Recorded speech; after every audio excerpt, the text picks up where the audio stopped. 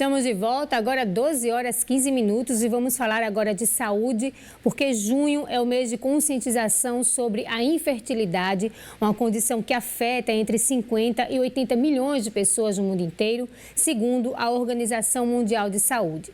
Aqui no Brasil, cerca de 8 milhões de pessoas enfrentam dificuldades para engravidar. Sobre esse assunto, a gente vai falar agora com a médica especialista em reprodução humana, Juliana Cotrim, que já está aqui com a gente no estúdio. Eu já agradeço demais a presença da senhora aqui no estúdio, doutora. Eu queria começar perguntando, quando se acende o sinal de alerta para a pessoa que quer engravidar, para aquele casal que quer ter filhos, quanto tempo de tentativas frustradas já deve se procurar um especialista? Boa tarde para a senhora. Boa tarde. Então, é extremamente importante que esse casal ele esteja atento aos sinais de infertilidade. Então, uma mulher que tenha até 35 anos, ela pode aguardar até 1 ano. Então, tem atividade sexual frequente, não usa nenhum método contraceptivo, deu 1 ano, então já deve procurar ajuda. Porque 85% das mulheres engravidam no primeiro ano de tentativas. Depois dos 35 anos, esse prazo encurta para 6 meses. Então, deu 35 anos, passou dos 35 anos, 6 meses, não consegue engravidar, procuram ajuda. Então, a gente sabe que a infertilidade é um tema que existe um tabu muito grande, um preconceito, um silêncio daquele casal.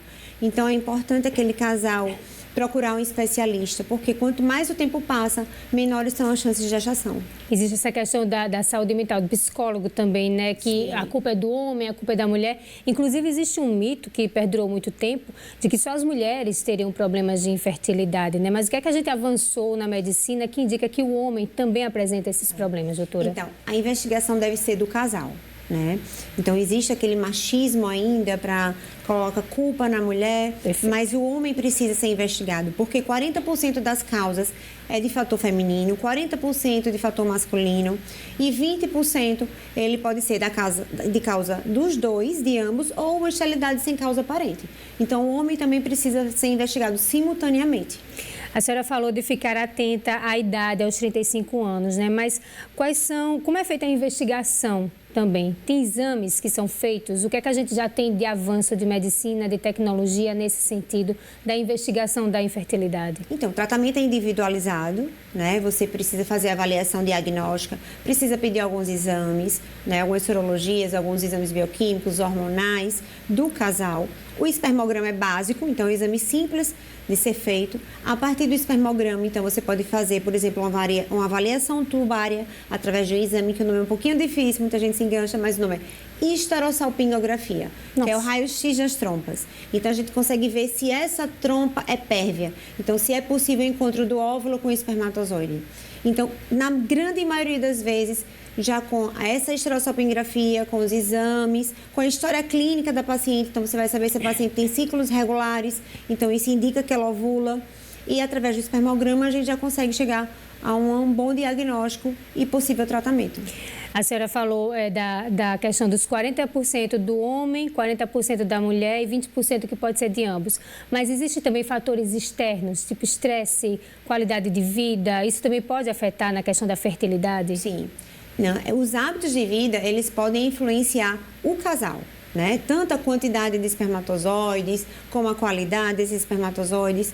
Pode haver distúrbios ovulatórios, então é super importante que aquele casal tenha um peso adequado, pratique atividade física, tenha um sono reparador, evite estresse. Então, os hábitos de vida, eles devem estar incluídos aí nas medidas que a gente faz de tratamento da infertilidade. Voltando à questão da idade, a senhora falou que até os 35 anos deve ficar atento, mas a gente sabe que na vida moderna hoje as mulheres estão adiando a gestação, a gravidez por conta de outros fatores, trabalho, carreira, planos, enfim.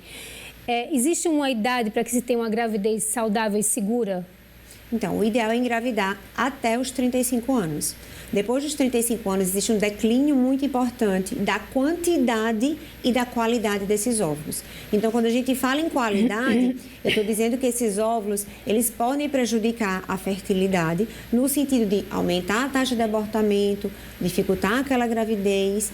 Então, aquele bebê pode ser mal formado. Então, até os 35 anos é a idade ideal de engravidar. Não é que não possa após essa idade, né? Mas até os 35 anos é a melhor idade. E, como você falou, né? Então, aquela mulher contemporânea, então aquela mulher que quer né? Pensa na carreira, não tem um parceiro.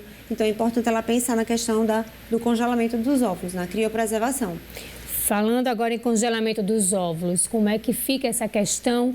Está mais acessível hoje? Então, existe um avanço muito grande na técnica de congelamento de óvulos, né? Então, nos últimos 10 anos, houve um grande avanço. Então, hoje a gente consegue fazer estimulação ovariana, fazer a captação desses óvulos. De acordo com a idade, essa quantidade de óvulos, a gente consegue fazer uma previsão, né, dessa quantidade que precisa ficar guardada e, posteriormente, se ela quiser, ela pode utilizar. E isso garante também a qualidade, a qualidade de vida também da gestante, a segurança da saúde da gestante, né, doutora? Então, aí futuramente a gestante, né, ela vai utilizar aqueles óvulos que foram preservados naquela idade mais jovem, né? Então, existe a condição da mulher e a condição do bebê, né? Então, teoricamente, pelo Conselho Federal de Medicina, a mulher pode engravidar até 50 anos através das técnicas de reprodução assistida. A gente está no mês, né, de junho, que é de conscientização sobre a infertilidade, e a senhora falou ainda em relação a esse tabu que existe de se conversar sobre isso no próprio ambiente familiar, do companheiro, da companheira, ou enfim. A gente precisa falar sobre isso para que as pessoas tenham mais acesso à informação e mais acesso aos tratamentos também, né? Isso, é super importante que esse casal seja acolhido, né, que ele fique atento àqueles sinais. Então, não é só a questão da idade, a idade é o principal fator relacionado à fertilidade da mulher, mas outros fatores estão influenciados.